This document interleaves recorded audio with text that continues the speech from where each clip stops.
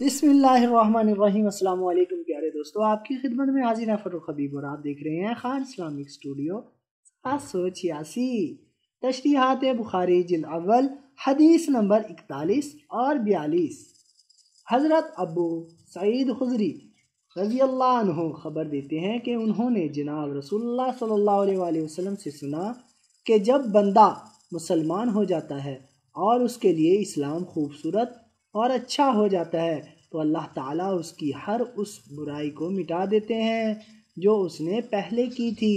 اس کے بعد پھر عدلہ بدلہ شروع ہو جاتا ہے کہ ہر نیکی کے بدلے 10 گنا نیکیاں 700 گناہ تک ملتی ہیں اور برائی کے بدلے 1 برائی، مگر یہ کہ اللہ تعالیٰ اسے معاف کر دیتے ہیں۔ شیخ زکریا رحمۃ اللہ فرماتے ہیں، امام بخاری رحمۃ اللہ کا مقصد اس باب سے ایمان میں کمی زیادتی ثابت کرنا ہے، کیونکہ آدمی جب اسلام میں تحسین پیدا کرتا ہے تو پھر حسنہ میں 700 گناہ کا اضافہ شروع ہوتا ہے۔ اگر کوئی انسان اخلاص کے ساتھ مسلمان ہوا، نفاق نہیں کرتا، تو اس کے ساتھ اللہ تعالیٰ یہ معاملہ فرمائیں گے کہ پہلے تو اس کے سارے پچھلے گناہ معاف کر دیں گے، بڑے ہوں یا چھوٹے گناہ، کیونکہ امن تباہ کر دیتا ہے جو پہلے تھا۔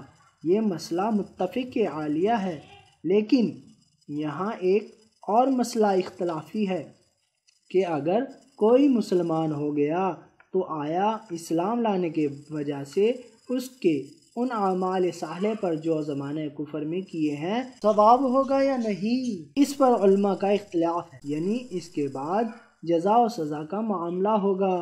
42۔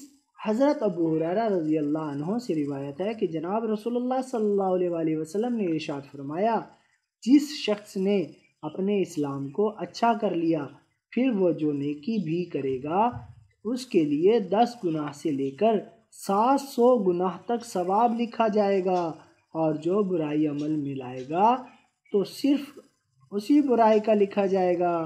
پیارے دوستو، مزید اس طرح کی انفارمیشن کے لیے چینل کو سبسکرائب ضرور کریں اور بیل آئیکن بھی دبا دیں تاکہ ہمارا رابطہ بنا رہے۔